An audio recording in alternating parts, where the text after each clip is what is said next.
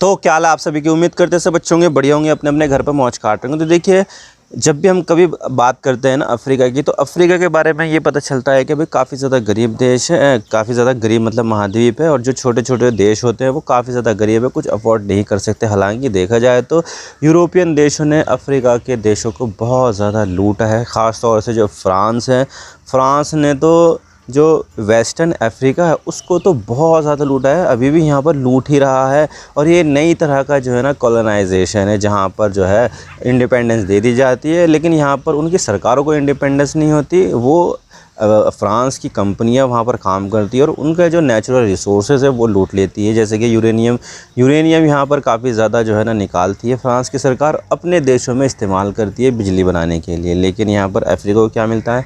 घंटा भी कुछ नहीं मिलता। तो यहाँ पर गरीब के गरीब रह जाते हैं अफ्रीका के देश, और यहाँ पर मलाई लूट कर ले जाते हैं अमेरिका और यूरोप जैसे देश। तो देखा जाए तो यहाँ पर ऐसी चीज़ें चलती है। लेकिन यहाँ पर अगर सिक्योरिटी की बात करें तो सिक्योरिटी भी यहाँ पर कई सारे देशों में चैलेंजिंग होती है। और यहाँ पर कई सारे देशों में तो क्या चल रहा है? सिविल वॉर चल रहा है, जैसे कि सूडान में चल रहा है, और इसके अलावा लीबिया में चल रहा है, बुर्किना फासो में, कई सारे देशों में यहाँ पर सिविल वॉर की सिचुएशन देखने को मिलती है। लेकिन यहाँ पर टेक्नोलॉजी और यहाँ पर इंडस्ट्री इतनी ज़्यादा नहीं है कि जो इक्विपमेंट है वो यहाँ पर बनाया जा सके और इन जैसे सिक्योरिटी चैलेंजेस को यहाँ पर टैकल किया जा सके। जैसे कि मैं आपको बता देता हूँ कि दुनिया यहाँ पर जो है ना काफ़ी ज़्यादा एडवांस जो है ना चीज़ें बना रही है, चाहे वो 5th जनरेशन का फाइटर एयरक्राफ्ट हो, या फिर स्टेल्थ बॉम्बर हो, या फिर स्टेल्थ हेलीकॉप्टर हो, ड्रोन्स वगैरह हो। तो यहाँ पर ये सब चीज़ें बना रही है। इनफैक्ट यहाँ पर जिन देशों के ऊपर सैंक्शंस लगे हुए, रशिया, चाइना और नॉर्थ कोरिया जैसे देश, वो भी यहाँ पर टेक्नोलॉजी में काफ़ी ज़्यादा आगे जा रहे हैं और वो भी अपने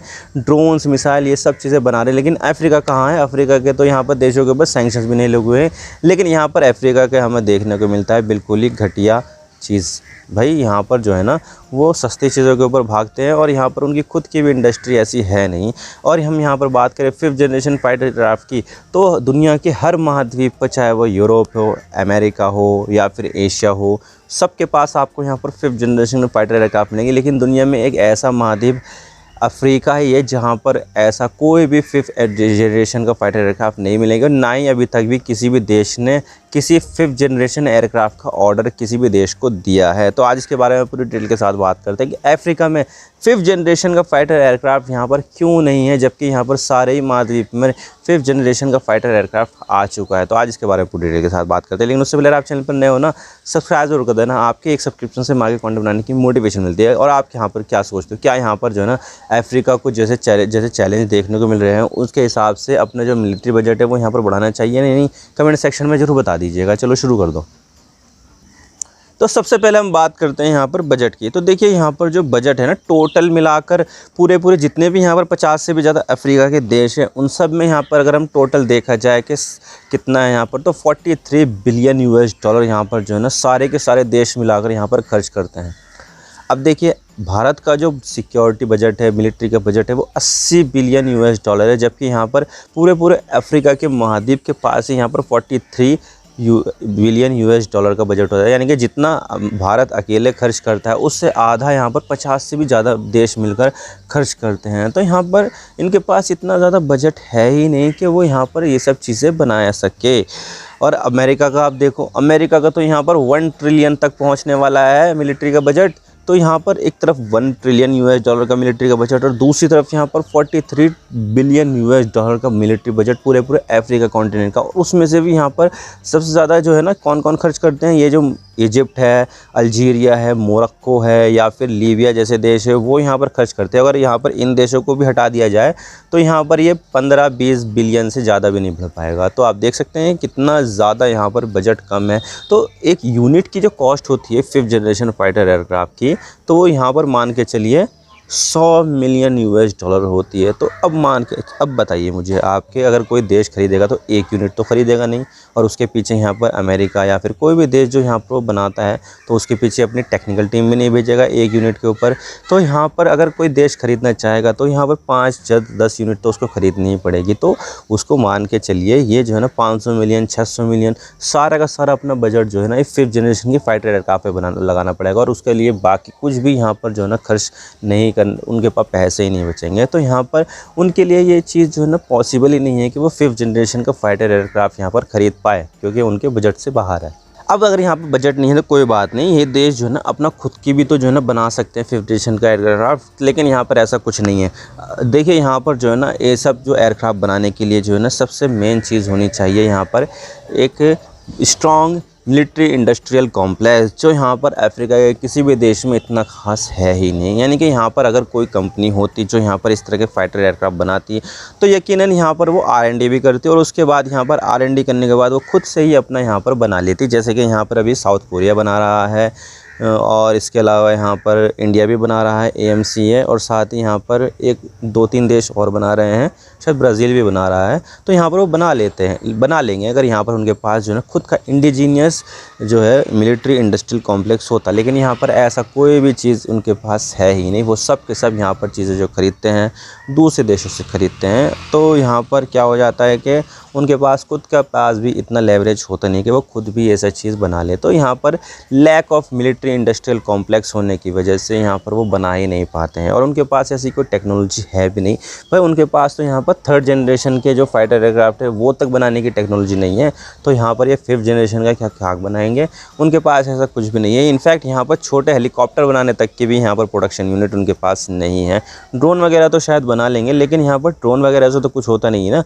आपको जो मिलिट्री अगर यहाँ पर बनानी है तो सारी की सारी चीज़ें यहाँ पर देखनी पड़ेगी। आपको यहाँ पर ड्रोन के साथ साथ मिसाइल भी बनाने पड़ेंगे, और सबसे मेन इंपॉर्टेंट चीज़ होती है एयरक्राफ्ट। और एयरक्राफ्ट के लिए यहाँ पर जो 5th जनरेशन का फाइटर एयरक्राफ्ट है वो तो होगा ही नहीं, तो यहाँ पर उनके पास ऐसी कोई भी फैसिलिटी नहीं है, जिसकी वजह से वो पीछे रह जाते हैं इन सब मामलों में। लेकिन अगर हम देखा जाए तो अफ्रीका में कोई ख़ास ऐसा जो है ना ज़रूरत है भी नहीं 5th जनरेशन के फाइटर एयरक्राफ्ट की, क्योंकि वो जो ज़्यादातर चीज़ें करते हैं एयरफोर्स से, वो बॉर्डर पेट्रोल और काउंटर टेररिज्म के जो ऑपरेशंस है वो करते हैं, और उसके लिए यहाँ पर कोई इतने एडवांस फाइटर जेट की भी आवश्यकता नहीं होती है। जो छोटे होते हैं मीडियम कॉम्बैट लाइट एयरक्राफ्ट ऐसे करके जो होते हैं, वो भी यहाँ पर ये रोल जो है ना अच्छी तरीके से प्ले कर सकते हैं। तो यहाँ पर अफ्रीका के देशों को ऐसा लगता है कि जब हम यहाँ पर ऐसा कोई मिशन है नहीं है, हमें एयर सुपीरियरिटी हासिल नहीं करनी है, हमें सिर्फ अपना बॉर्डर को चेक करना है, कोई ऐसा तरीका ना ऐसा जो है ना कांड होना नहीं चाहिए, और काउंटर टेररिज्म को हमने यहाँ पर देखना है। तो हम यहाँ पर फालतू में इतना पैसा जो है 5th जनरेशन के फाइटर एयरक्राफ्ट के ऊपर क्यों खर्च करें।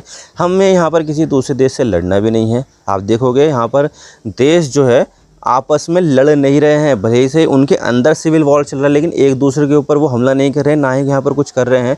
तो जब यहाँ पर वो एक दूसरे के ऊपर हमला नहीं कर रहे हैं तो यहाँ पर उनको ऐसे एयरक्राफ्ट की ज़रूरत है भी नहीं ना। आप देखोगे कि यहाँ पर उनको ज़रूरत पड़ती है जो यहाँ पर किसी दूसरे देश के ऊपर हमला करें, जैसे कि इजराइल को ऐसी चीज़ की ज़रूरत है।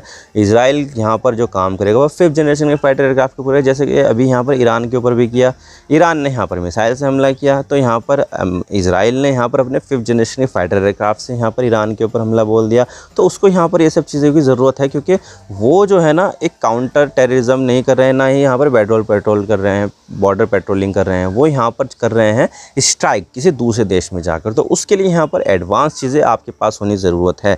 लेकिन यहाँ पर अफ्रीका में कोई ऐसी चीज़ हो ही नहीं रही है। उनका यहाँ पर मकसद सिर्फ बॉर्डर पेट्रोलिंग करना और काउंटर टेररिज्म करना, जो यहाँ पर एक नॉर्मल से ड्रोन से भी हो सकता है ये, और छोटे से जो है ना एयरक्राफ्ट से भी हो सकता है, इनफैक्ट हेलीकॉप्टर से भी हो सकता है ये सब चीज़ें। और इसके अलावा यहाँ पर अफ्रीका के किसी भी देश के पास 5th जनरेशन के फाइटर एयरक्राफ्ट का कोई एक्सेस ही नहीं है। अब देखिए यहाँ पर कोई देश बनाता है ना 5th जनरेशन एयरक्राफ्ट, वो जो है ना हाईली जो है ना सीक्रेटिव तरीके से बना सकता है। उनकी कोटिंग इस तरह की होती है कि किसी भी दूसरे देश के पास यहाँ पर ना जाए, वरना तो यहाँ पर रडार की पकड़ में आ सकता है ना वो।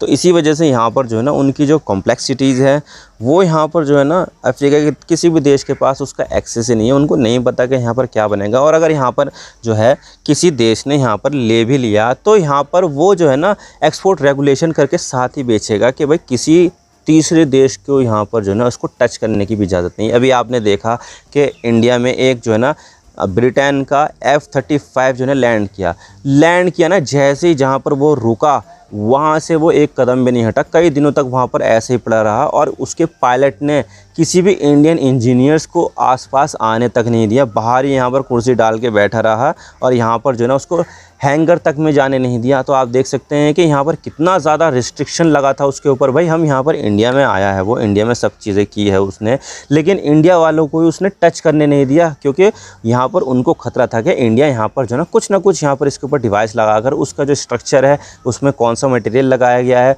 वो सब यहाँ पर जाँच कर लेंगे। लेकिन अगर अब यहाँ पर देखें तो अगर अफ्रीका के किसी भी देश को भेजा तो क्या यहाँ पर लगता है कि यहाँ पर वो जो है ना किसी तीसरे आदमी यहाँ पर टच नहीं करेगा। उनको यहाँ पर ऐसा लगता है कि अफ्रीका में कोई एक देश यहाँ पर सही से काम नहीं कर रहा है, सब जगह यहाँ पर अराजकता है। तो अगर हमने यहाँ पर किसी एक देश को भेज दिया तो यहाँ पर हो सकता है कि दुश्मन के पास यहाँ पर इसकी टेक्नोलॉजी चले जाए, या फिर जो है ना सारा का सारा जो है ना रिवर्स इंजीनियरिंग करके उसको यहाँ पर कॉपी कर ले। तो यहाँ पर जो बनाते हैं ना 5th जनरेशन फाइटर एयरक्राफ्ट, वो भी यहाँ पर बेचने से पहले 100 बार सोचते हैं किसी भी अफ्रीका के देश को कि भाई हमारी जो टेक्नोलॉजी है वो यहाँ पर एक्सपोज ना हो जाए। लेकिन फिर भी यहाँ पर अफ्रीका के कुछ देश यहाँ पर 5th जनरेशन के फाइटर एयरक्राफ्ट को एक्वायर कर सकते हैं, और उनमें से भी यहाँ पर जो नंबर आता है वो आ जाता है मोरक्को का। आप देख सकते हैं मोरक्को यहाँ पर जो है ना सोच रहा है कि 5th जनरेशन के फाइटर एयरक्राफ्ट खरीदें।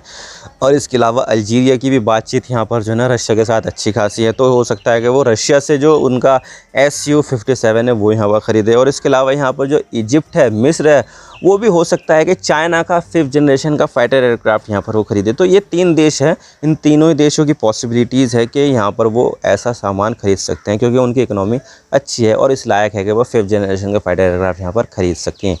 तो यहाँ पर देखने वाली बात हुई कितने देश यहाँ पर जो है अफ्रीका में वो 5th जनरेशन की टेक्नोलॉजी के पीछे जाते हैं। मैं तो बस इतना कहना चाहता हूँ कि वीडियो थोड़ा सा भी पसंद आए लाइक ज़रूर कर देना, और चैनल पर नए हो तो चैनल को सब्सक्राइब जरूर कर देना। आपके एक सब्सक्रिप्शन से हमारे कंटेंट बनाने की मोटिवेशन मिलती है। Thank you for watching, really appreciate this time, God bless you all, now signing off.